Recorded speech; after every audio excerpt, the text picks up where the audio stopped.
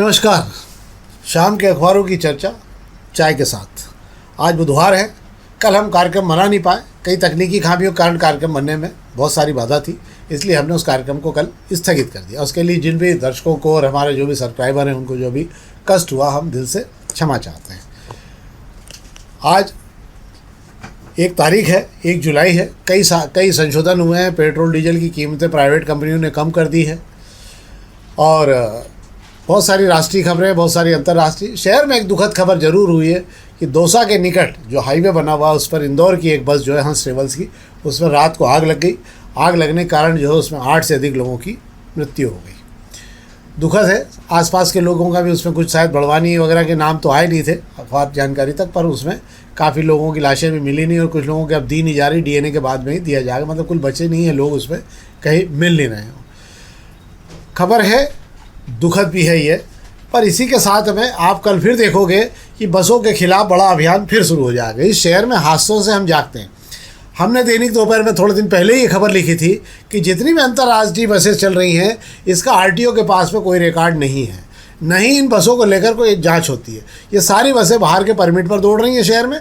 और इन बसों में सबसे बड़ी बात यह है कि निकलने के द्वार जो है वो इतने सुरक्षित नहीं है ताकि आदमी 10 से 20 सेकंड के अंदर अपनी कुर्सी से कूद के भागने की कोशिश कर ले। चारों तरफ से कसी हुई बड़े बड़े गिलास हैं जिनको फोड़ कर निकलना बहुत मुश्किल हो जाता है। और ये जो लोग मरे हैं और जो लोग झुलस गए हैं वो केवल इसी व्यवस्था के अंतर्गत लग्जरी बसें बनाने के चक्कर में हमने सुविधाओं का ध्यान नहीं रखा और सुविधाएँ ख़त्म कर दी। इस पर हम बात करेंगे। पर हम सबसे पहले आज पत्रिका खबर से बात करें। ऋषिकेश से इंदौर आ रही थी बस, 8 लोगों की मौत हुई, 25 लोग घायल हुए, काफ़ी लोग झुलस गए। इसके अंदर बहुत बुरी तरह से आग लगी। राजस्थान के दौसा में लगी। दिल्ली मुंबई एक्सप्रेस हाईवे पे ये आग लगी है। गाड़ी का संतुलन बिगड़ा। ड्राइवर निश्चित रूप से शायद हो सकता है, कुछ कह रहे हैं शराब पी के चला रहा था, कुछ आंखों का झोंका होगा। 110 की 120 की स्पीड से चलने वाली बसें जो होती है उसमें अगर आपको 5 सेकंड की भी झपक लग गई तो आपकी गाड़ी तो 1 किलोमीटर में जाकर कूद कर जाती है उसके अंदर। और ये हादसा हुआ, इसमें कार भी टकरा गई। कार में भी हादसे में 5 लोगों की डेथ, उसमें भी कुछ हुआ है मामला, पर ठीक नहीं हुआ। क्या मैं इसमें कहना चाहूँगा नवनीत जी, 2024 के आंकड़े आज बाजार में आ चुके हैं। 4,87,000 सड़क दुर्घटनाएं हुई, उसमें 1,77,000 मृत्यु हुई है। ये आंकड़ा प्रतिवर्ष का है साहब। प्रतिदिन लगभग 300 से 400 लोगों की मृत्यु हो रही है। कहीं न कहीं हम इन हादसों से दोनों पक्षों को, सरकार को भी, सड़क निर्माण को भी जिसमें सरकार शामिल है, और साथ साथ में ये यात्री बस चलाने वाले जिम्मेदार व्यक्तियों को भी ध्यान रखना चाहिए कि हमारी सड़कें ठीक है, बढ़िया बन गई। राजस्थान की दौसा की घटना है। राजस्थान की सड़कें तो वैसे भी मशहूर है, लेकिन नियंत्रण के साथ चलाएं जिससे कम से कम जिन परिवारों को हानि होती है उनका नुकसान न हो, तकलीफ न हो। कहने का तात्पर्य ये है कि हमें खुद को भी सुधरना पड़ेगा, सरकार और प्रशासन को भी अपना तंत्र और विकसित करना पड़ेगा। इसमें मेरा एक सुझाव है, मतलब सुझाव तो नहीं, जो मैंने देखा है, मैं विदेशों में गया हूँ, मैंने अमेरिका में देखा है और मुझे लगा कि ये निश्चित रूप से बहुत अच्छा प्रयास है। वहाँ अमेरिका में जहाँ सड़क खत्म हो जाती है आपकी, दोनों साइड पे वो 3-3 फीट में गिट्टी बड़े वाले बोल्डर लगाकर उस साइड को सड़क में सीमेंट के साथ दबा देते हैं। तो क्या होता है कि जैसे अगर ड्राइवर को गलती से नींद आ गई या गाड़ी का संतुलन बिगड़ा, तो जैसे ही वो 3 फीट में जाती है तो गाड़ी धड़ धड़ बहुत तेज़ी से उछलने लग जाती है। तो ड्राइवर अपना चेतन नहीं होकर गाड़ी को रोक लेता, वहीं ब्रेक लगा लेता। इसके कारण वहाँ हादसों में भारी कमी है। हमारे यहाँ आखिरी तक जहाँ हमारा डिवाइडर लगा है वहाँ तक बिल्कुल रपट में गाड़ी चली जाए, चढ़ जाए, तब भी हमको यहाँ पे गड़बड़ हो जाता है। मुझे ऐसा लगता है शायद कि बसों में या जहाँ पे भी अब नए रोड बन रहे हैं उसमें 2.5 या 3-3 फीट तक एक स्ट्रेप ऐसी बना देना चाहिए दोनों साइड पे, ताकि बस या ट्रक जो भी अगर गलती से कहीं नींद के झोंके में कुछ हो तो लोगों की जान बचाई जा सके। Just like rumble disc. हाँ, उस टाइप बना देना चाहिए ताकि जो है लोगों को सुरक्षा का मामला भी रहे। बिल्कुल। अब हम दोपहर खबरों की बात कर लें। दोपहर खबरों की 1-2 खबरों पर बात करेंगे। एक तो गंदे पानी की शिकायतें 1500 से अधिक हो गई। भागीरथपुरा के बाद में लगातार सीएम हेल्पलाइन पर तेजी शिकायतें, और 100 से ज़्यादा शिकायतें भोपाल में सीएम हेल्पलाइन पर हो चुकी। इसका मतलब ये नहीं कि कार्रवाई हो गई और बाकायदा सब ठीक ठाक हो गया। इनमें से कहीं कार्रवाई होने की संभावना नगर निगम से नहीं रहती है। केवल ये कहा जाता है कि आपकी जांच कर ली गई है, अब आप अपनी शिकायत जो है हटा लीजिए। और ये येन कैन प्रकरण बंद करने का प्रयास करते, दबाव बनाते, जो शिकायत करता है उसके ऊपर कहीं ना कहीं से कोई ना कोई पॉइंट निकाल करके उसको। तकलीफ ये है कि लेवल 4 की है ये, 4 नंबर पे ये कहाँ गया। वो हमारे मुख्यमंत्री की वो किसी ज़माने में, मतलब 4 साल पहले हम कहते हैं शिवराज की सरकार के समय पर मुख्यमंत्री तक पहुँचना है ना बहुत बड़ी बात होती थी। अब तो ऐसे ही जा रहा है, मतलब सब गोल गोल गोल गोल हो रहा है साहब। क्या दुखद है ये। मेरा मतलब है लेवल 4 तक तो शिकायत जानी ही नहीं चाहिए। अगर ये जा रही है तो ये मुख्यमंत्री जी को भी इस पर ध्यान देना चाहिए। निश्चित रूप से मुझे लगता है कि अगर इसमें एक दो बार कसावट आ गई तो जो बाकी लोग जो नीचे बिल्कुल अनदेखा करते हैं वो कम से कम कुछ तो सुधार की स्थिति बनाएंगे। आई थी ना सर मनीष सिंह के समय पे, क्या इंदौर शहर साफ नहीं हुआ था? कैसे कैसे लोग थे, कैसे कैसे पंगा लेना पड़ेगा, माफ़ करना उनकी तारीफ हो रही, लेकिन काम हुआ था, काम को बोलना पड़ेगा साहब। एक और खबर आपको जानकारी देता हूँ, शिवाजी मार्केट की दुकानें, शिवाजी मार्केट कुछ दुकानें जो है उनको तोड़ने की प्रक्रिया शुरू होने वाली। 1.5 करोड़ रुपए नगर निगम में मेट्रो ने भर दी हैं, रेल विभाग ने उसे भर दी है 1.5 करोड़ रुपए। और कुछ दुकानों को जहाँ पे स्टेशन के लिए मशीन उतारे जाने का, वहाँ की प्रक्रिया के लिए ये 136 दुकानें थी भाई साहब, जिसके अंदर जिसका कोई निराकरण आज तक नहीं हुआ। मैंने इस पे कई बार खबरें लिखने का प्रयास किया है। इन्हें वहाँ पहुँचा रहा था नंदलालपुरा में, वहाँ पे छोटी छोटी गुमटियाँ दे दी जा रही थी, तो जिनका खैर दोनों पक्ष की बात है साहब। इनको भी इतने साल हो गए, नदी का किनारा साफ करना चाहिए, एनजीटी भी बोलती है किनारा साफ होना चाहिए। अब मेट्रो आ गई तो टूटना तो स्वाभाविक है और टूटेगी भी। और नगर निगम भी है ना, पैसे लेने में एक्सपर्ट है, 1.5 करोड़ रुपये ले लिया, लेकिन उन लोगों का हल नहीं निकाला। हाईकोर्ट में मामले चल रहे हैं। चलता रहेगा, ये सब ऐसी है शहर में। फिर भी कम से कम ये हट गई दुकानें तो कम से कम एनजीटी के आदेश के बाद में कुछ तो यहाँ पे सुधार होगा। दोनों के लिए चैलेंज है, जिन लोगों की दुकानें थी वो भी 40 साल 50 साल से क्या नई दुकान खरीदने की हैसियत नहीं आए, वे भी जान अगर आपके लिए नहीं आए तो भी दुखद स्थिति। बहुत सारे लोग अगर हटते हैं तो अपनी नई जगह जाते ही जाते हैं। एक खबर और आपके ज्ञान में देता हूँ, इंदौर 18 एयरपोर्ट से जुड़ गया। 94 उड़ानों का नया शेड्यूल आज से लागू हो गया। लखनऊ के अलावा और भी जगहों के लिए अब आपको इंदौर से फ्लाइट वापस मिलना शुरू हो रही है। अबू धाबी के लिए 15 जुलाई से सेवाएं प्रारंभ हो जाएगी। तो ये तो दोपहर 100 पे चले जाएगा आंकड़ा अगले ही महीने, ऐसा मेरा सोचना है, क्योंकि रोज फ्लाइटें बढ़ रही है, लोग फ्लाइट में चलने वाले भी बढ़ गए हैं। अब हम आज 1 जुलाई है, पिछले महीने में बारिश हुई नहीं। अब हम अग्निबाण खबर की बात करें तो बारिश हुई नहीं थी पिछले महीने में, और अब सारा बोझ जो है इस महीने पे आ गया है। हालांकि इस महीने में चमत्कार की गुंजाइश बहुत कम है। कम इसलिए है कि पिछले बार भी जुलाई में मात्र 6.1 इंच बारिश हुई थी, जबकि 12 इंच का मिनिमम कोटा है हमारा। जुलाई और अगस्त का 12 इंच का कोटा है, फिर सितंबर में 6 इंच का कोटा और जून में 6 इंच का कोटा है। तो इधर हम 5 इंच के लगभग है, मतलब 1 इंच हमको ये चाहिए, 12 इंच पानी वो चाहिए, और 14 इंच से ज़्यादा बहुत ही अच्छी बात है। पर अल नीनो के प्रभाव में मुझे दिखता है कि शायद हम इस बार जुलाई में भी 6 इंच से ज़्यादा बारिश मिल जाए तो आपका भाग्य समझिए। हम घड़ी घड़ी एक ही बात कह रहे हैं, पानी को बचाइए और पानी को लेकर भूजल जो आपका है उसको लेकर कम से कम उपयोग करने की आदत डाल लीजिए अभी, ताकि भविष्य में आपको ये पानी मिल जाए। नहीं तो बहुत बड़ा संकट अगले साल आपको। और खूब भगवान को और इनको सबको मनाइए कि 1973 की जो बारिश हुई थी 33 इंच वैसी बारिश हो जाए भगवान से ये प्रार्थना करें। 53 साल पहले बड़ी झमाझम बारिश हुई थी, तो 53 साल का रिकॉर्ड देखने उसके फायदा 30 इंच बारिश एक ही बार में हो गई थी। अब आजकल कोई इतना ज़्यादा मामला है नहीं, इसलिए हम उस पर कोई बात करेंगे नहीं। तो ये खबर हो गई अग्निबाण की। हम प्रभात किरण की एक खबर पर और बात कर लेते हैं, फिर इसके बाद हम कुछ नई खबरों में बात करना चाहेंगे आज आपसे। एक तो रेस कोर्स रोड पर सभी सड़कों में डिवाइडर बन रहे हैं। रेस कोर्स रोड कहाँ, जहाँ जो 5 सितारा। हालांकि एक बात मेरी समझ में ये नहीं आई कि रेस कोर्स रोड में कुछ जगह तो ऑलरेडी अच्छे डिवाइडर बने हुए, उनको शायद हटा के नए बनाए जाएंगे क्या। जैसे बाल विनय मंदिर से स्टारलाइट टाकिस तक बिल्कुल विधिवत डिवाइडर बना हुआ, कूदा कादी का काम नहीं है उसमें 2 हिस्सों में। पर हो सकता है नए डिवाइडर बनने तो 2 करोड़ रुपए इस पर खर्च होंगे। क्या सर, शहर की प्रथम आदर्श सड़क घोषित किया गया था, सांसद निधि से इस पे काफ़ी काम हुए थे और बहुत सारी चित्रकारियाँ वगैरह तो सुंदर बना दी थी, नो डाउट उस समय।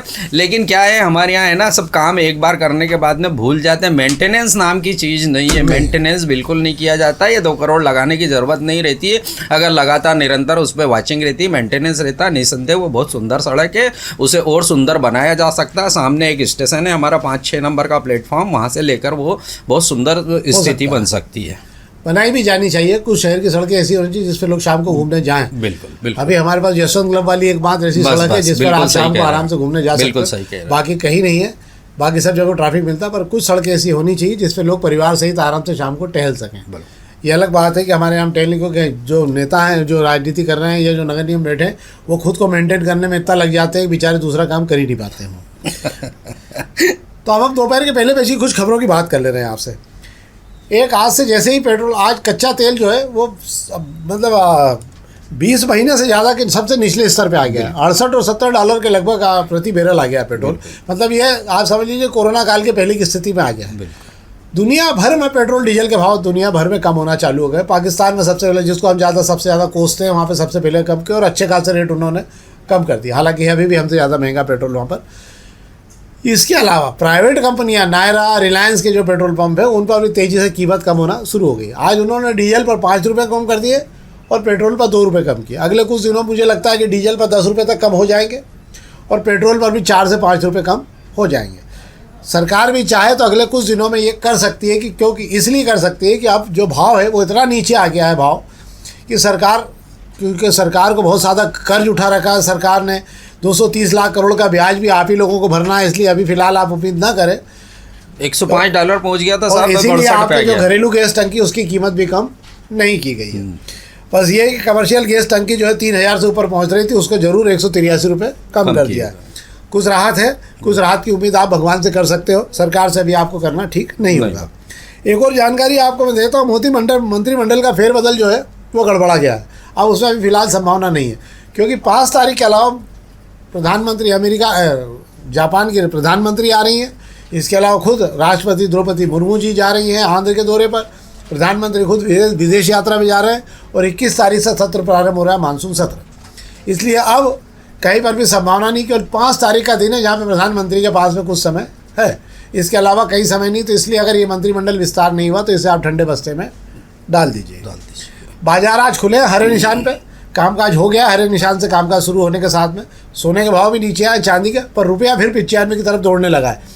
एक बार फिर उसने सीट बेल्ट मान लिया है और फिर तेज़ी से लपक पड़ा वो 95 की तरफ। डॉलर से उसका बिल्कुल कॉम्पिटिशन है। हो सकता है कि शायद इस साल के अंत तक जो है वो आपको 100 रुपये में मिलने लग जाएगा। प्रधानमंत्री भी कहते थे कि $1 और ₹1 बिल्कुल बराबर हो जाना चाहिए। हमारे विश्वास है कि हो ही जाएगा ये। 100 का नोट और डॉलर बराबर। आज हम जिस मुद्दे पर आपसे बात करना चाहते हैं वो है इस शहर से जुड़ा हुआ। आज सवेरे एक दैनिक अखबार, बड़े दैनिक अखबार ने जो है कैलाश वर्गीय की एक चिट्ठी छापी है, जिस पर कैलाश वर्गीय ने बयान देने से मना कर दिया। कैलाश वर्गीय ने यह नहीं कहा कि मुझे क्या मालूम है क्या नहीं मालूम। उन्होंने कहा मुझे इसकी कोई जानकारी नहीं है। उन्होंने चिट्ठी का खंडन नहीं किया है कि मैंने चिट्ठी लिखी है या नहीं लिखी। उन्होंने कहा जिनके पास चिट्ठी है उनसे बात करिए और उनका काम करिए। एक पत्र जो है वो मुख्यमंत्री को लिखा गया है, इंदौर की उपेक्षा के अतिरिक्त कुछ पत्र लिख दिया गया। पता नहीं कहाँ से जानकारी मिली आपको सर? ऐसा आपको कहाँ से जानकारी मिली? ऐसा एक समाचार पत्र है इंदौर का, उसमें ये छापा है। तो समाचार पत्र वालों से पूछेंगे ना। सवाल हमारा चिट्ठी का नहीं है। सवाल ये है कि जो अमृत कलश, इतने दिनों से अमृत काल का कलश घूम रहा था और खलक रहा, अचानक इसमें से हलाहल कैसे गिरने लगा है। आज हमने दोपहर में यही सवाल उठाया, हमने एक थोड़ी टिप्पणी भी की है इसके ऊपर। क्या कैलाश वर्गीय को ये मुद्दे नहीं उठाना चाहिए? कोई भी कद्दावर नेता जो इस शहर की राजनीति कर रहा है उसके लिए बहुत ज़रूरी होता है कि वो लोगों की आवाज़ उठाए। कैलाश वर्गीय खुद जानते हैं कि हो सकता है इसका बहुत बड़ा नुकसान उनको उठाना पड़ सकता है, पर एकमात्र वो ऐसे नेता हैं जिससे पूरा शहर उम्मीद करता है। और आज कैलाश वर्गीय ने अपनी उम्मीद को कायम रखते हुए ये सवाल उठाया है। बहुत बड़ी आबादी मास्टर प्लान का इंतज़ार कर रही है। आपको आश्चर्य होगा, 7 साल हो गए मास्टर प्लान को गए हुए, पर मास्टर प्लान 7 साल बाद में 2 साल 3 साल 4 साल बाद भी लागू नहीं हो पा रहा है। जो लोग मास्टर प्लान को नहीं समझते उनको ये समझना पड़ेगा कि इस मास्टर प्लान के नहीं आने से पूरे शहर का विकास का मॉडल ध्वस्त हो रहा है, बिगड़ रहा है। कई क्षेत्रों में बिना मास्टर प्लान के काम शुरू हो गए। यानी अपने माने कि कोई रोड अगर वहाँ से निकलनी है और अगर उस पर कहीं काम चालू हो गया और वो जगह 30 फीट की 18 फीट रह गई, तो आप क्या करोगे? फिर वो तोड़ फोड़ करोगे आप वापस, फिर मकान तोड़े जाएंगे, फिर बर्बादी का मंजर देखा जाएगा। इसलिए मास्टर प्लान बहुत ज़रूरी होता है। हमारा ये मास्टर प्लान अगले 20 सालों के लिए आना था, जिसकी कोई संभावना नहीं है। सवाल बहुत जायज़ था। 29 गांव शहर में मिला लिए, आज तक उसकी कोई जानकारी नहीं है। ये कैसा मामला हो गया कैलाश वर्गीय का? मुझे जंजीर फिल्म की एक सीन याद आ रहा है, जिसके अंदर जया भादुड़ी जी जो है अमिताभ बच्चन से कहती है कि देखो वो बाहर कुछ अत्याचार हो रहा है, और अमिताभ बच्चन जो है वो मना कर चुके रहते हैं कि मैं अब कुछ नहीं देखूंगा और मैं अब बिल्कुल सामान्य जीवन जीना चाहता हूँ। और वो कहती है कि देखो बाहर कितना अच्छा सुंदर लग रहा है और क्या शहर दिख रहा है और सब चीज़ें। तो कहती है, मैं अमिताभ बच्चन कहते हैं मैं क्या देखूँ? हैं, लोगों के टूटते हुए घर देखूँ, लोगों की बर्बादी होते हुए देखूं, लोगों के कपड़े फटते हुए देखूं, मैं क्या देखूं? इसीलिए मैंने बड़े बड़े अच्छे महंगे पर्दे लगा दिए घर में, ताकि मैं कुछ नहीं देखना चाहता। कैलाश वर्गीय भी यही कह रहे हैं कि मैं कुछ नहीं सुनना चाहता लोगों से। कैलाश वर्गीय की समस्या ये है कि मैक्सिमम लोग इस शहर के उनके पास जाते हैं और सब एक ही सवाल पूछते हैं, साहब मास्टर प्लान का क्या हो रहा है? एक आदमी कितनी बार जवाब देगा? एक सवाल नहीं है। मुझे लगता है भाजपा में सत्ता, संगठन और समन्वय की राजनीति अब पूरी तरह से खत्म हो गई, ध्वस्त हो गई साहब। चिंतन और मंथन की राजनीति भी खत्म हो चुकी है। अब इस पे रतन खत्री की तरह पर्चियाँ खुलने लगी हैं, फतवे जारी होने लगे हैं, और जो लोग फतवा जारी करते हैं वो ये नहीं देखते कि उनसे क्या नुकसान या नफ़ा होने वाला है। और इसी का परिणाम ये हो रहा है कि जो मध्य प्रदेश में जो पानी उबल रहा दिख रहा है आपको हल्का सा, वो केंद्र में बहुत ज़्यादा उबलने लगा है, क्योंकि केंद्र में भी यही स्थिति है। ये भी आप समझ लीजिए केंद्र में क्या स्थिति है। कि सदन के अंदर राजनाथ सिंह और रक्षा मंत्री को ये बोलना पड़ा कि हम ऑपरेशन सिंदूर में हमने एक भी जवान नहीं खोया, और खूब तालियां बजवाई है उन्होंने, जबकि हमारे 6 जवान शहीद हो गए जिनका नाम तक लेने कोई तैयार नहीं है। मतलब प्रधानमंत्री जी के मुंह से तो शब्द ही नहीं निकले आज तक ये जवानों ने इस देश के लिए अपनी जान दी है। आप सोचिए उस माँ की क्या हालत होगी, उस बहन की, उस पत्नी की क्या हालत होगी जिसके पति को खोया, जब भाई को खोया या बेटे को खोया है, और उसको कल्पना थी कि मेरा बेटा जब शहीद उसका शव आएगा तो पूरा शहर उसके स्वागत में खड़ा होगा। उसकी माँ को कुछ नहीं मालूम और ये हश्र हुआ है। हम इस प्रकार की राजनीति इस देश में कर रहे हैं। तो सार ये है कि जब भी आप छत्रपों को ख़त्म करेंगे इससे बहुत बड़ा नुकसान होगा। और कैलाश वर्गीय अच्छी तरह जानते हैं कि अगर राजनीति करनी है तो लोगों की आवाज़ आपको बनना पड़ेगी, और ये पहला उदाहरण नहीं है। क्या है? बिल्कुल, मैं आपको कहना चाहता हूँ, मेरा तो जन्म हुआ नहीं था, तो इस शहर के अंदर होमिदाजी की एक बड़ी रैली देखी मैंने जब थोड़ा बहुत बच्चा था, तो होमिदाजी के लाल झंडे वाले, और इस शहर ने होमिदाजी की आवाज़ को इतनी ऊंचाई दी कि विधानसभा संसद तक पहुंचाया। इस शहर की तासीर है साहब। आवाज़ उठाने वालों को हम बहुत सम्मान देते हैं। सुरेश सेठ की बात करो, वो सुरेश सेठ जो एक प्रकार से शेर कहलाता था, हालांकि कांग्रेस ने उनको वो जगह नहीं दी कि वो फिर उनको बाहर निकलना पड़ा और अपना वजूद खड़ा करना पड़ा। सुरेश सेठ की अपनी महिमा रही। महेश जोशी कहते हैं कि वो अपने एक पर्ची पर लिख देते थे और काम हो जाता था। कई काम हो गए, कई लोग उनकी कारण, ये छत्र छाया मुख्यमंत्री कहलाते थे महेश जोशी। आवाज़ उठती थी इंदौर शहर की आवाज़ को लगभग दबा दिया गया। जैसा कि आपने बोला चिट्ठी से मुख्यमंत्री तय हो रहे हैं, वैसे का वैसा मामला। यहाँ हर किसी को डर है कि मेरे इतने साल की मेहनत। अब बात करें कैलाश विजयवर्गीय की, तो इंदौर शहर का बच्चा माफ़ कीजिएगा, हर कोई कैलाश विजयवर्गीय की तरफ आशा भरी, माफ़ कीजिएगा भाभी जी का नाम भी वही है, आशा भरी निगाहों से देखता है कि ये कुछ करेंगे। अब कुछ क्या करेंगे? बीच में तो मेरे ख्याल है अपन सभी ने लिख दिया था कि मेरे तो ठाकुर बना दिया, मेरे तो हाथ बंधे हुए हैं। अब क्या करें, वो चिट्ठी आ गई, अब चिट्ठी का खंडन करे, मंडन करे, वो करे। लेकिन मेरा कहने का मतलब है आपको कि इस शहर की आम जनता की आवाज़ है कैलाश विजयवर्गीय जैसे नेता। सुमित्रा महाजन भी अपनी तरफ से बड़े पत्राचार करते हुए उस लेडी ने पूरे देश के अंदर हमारे जो एयरपोर्ट और वगैरह सब दिख रहे हैं ना, वो दिखते नहीं है, वो उन्हीं का काम है। तो ये आवाज़ उठना चाहिए। आवाज़ हमारी जन आंदोलन और हमारा प्रतीक कैलाश विजयवर्गीय है। कोई भी अन्य नेता है जो हमारी आवाज़ को उठाता, तो कृपया ऐसी आवाज़ को दबाने का प्रयास न करें, अन्यथा जनता आने वाले समय में आपको दबा देगी। इसी के साथ मैं और भी जोड़ना चाहता हूँ, किसी भी शहर की पहचान जो है वो उसके नेताओं से होती है। इस शहर की पहचान कैलाश वर्गीय सुमित्रा महाजन जी के कारण रही। कैलाश वर्गीय सुमित्रा महाजन जी पर इतना विश्वास किया, इसीलिए वो कैलाश जी और सुमित्रा महाजन जी बनी। 25 साल तक लोगों ने उनको जिताकर अपनी आवाज़ को दिल्ली तक पहुंचाया, भोपाल में अपनी वॉइस खड़ी की। इस शहर को जो मिला है, जो महापौर काल में कैलाश वर्गीय ने दिया है, तो ये कैलाश वर्गीय और उनकी एक आवाज़ थी जो उन्होंने अपनी आवाज़ को पहुँचा के काम किया है। आज की तारीख में भाजपा में अगर ये छत्रपों का मामला नहीं है, पर जिस प्रकार की राजनीति भाजपा में हो रही है उससे भाजपा का कार्यकर्ता भी बहुत ज़्यादा विचलित हो चुका है। क्यों? क्योंकि जिन लोगों की राजनीति सुचिता संस्कार की राजनीति से जिनका कोई लेना देना नहीं रहा, वो सत्ता के सुख और आनंद के लिए भाजपा में शामिल हो गए और खूब भोग रहे हैं साहब। और इसी के साथ में क्या हुआ? इसी के साथ में हुआ कि आपने तमाम लोगों को उनके वैचारिक विरोध के बाद भी मक्खन, मतलब दही मथने का काम होता है ना, ऐसी पार्टी मथने का काम भाजपा ने शुरू किया। और उन्होंने जो मक्खन था उसको तो 20-25 करोड़ रुपए देके खरीद के ले आई। पर उसके साथ दुर्भाग्य हुआ कि भाजपा में वो गंदा पानी, सड़ी हुई छाछ, सड़ी हुई विचारधारा, वो भी सब भाजपा के अंदर आज आ गई। बिल्कुल उसी का परिणाम ये हो रहा है कि भाजपा का मूल कार्यकर्ता जो है वो केवल आंख बंद करके देख रहा है कि हम कहाँ जा रहे हैं। जिस नाव में बैठा है उसे मालूम है कि इस नाव में अब चप्पू बचे नहीं है, ये पूरी नाव जो है अब कहीं और से चल रही है। किसी जमाने में हमारे फैसले हम करते थे, हम निर्णय लेते थे, इस शहर का क्या होगा इस पर हम बताते थे। अब दुर्भाग्य है कि इस शहर का क्या होगा अब ये हमें बताने के लिए भी दिल्ली की तरफ देखना पड़ता है। हमारा आग्रह कैलाश वर्गीय की आवाज़ बनिए, शहर की आवाज़ बनिए, कैलाश वर्गीय की आवाज़ का सवाल नहीं है। अपने मुद्दे खुद उठाइए, निकलिए एक बार बाजार में और अपने मुद्दों के लिए आवाज़ उठाइए। नहीं तो ये शहर जो है गूंगों और बधिरों का शहर हो जाएगा, जहाँ पर आवाज़ें उठना बंद हो जाएगी। तो ये कार्यक्रम है जो हमें लगा कि आप तक जाना चाहिए। हमें लगा ये आम आदमी का दर्द है, हमने आप तक पहुँचाने की कोशिश की है।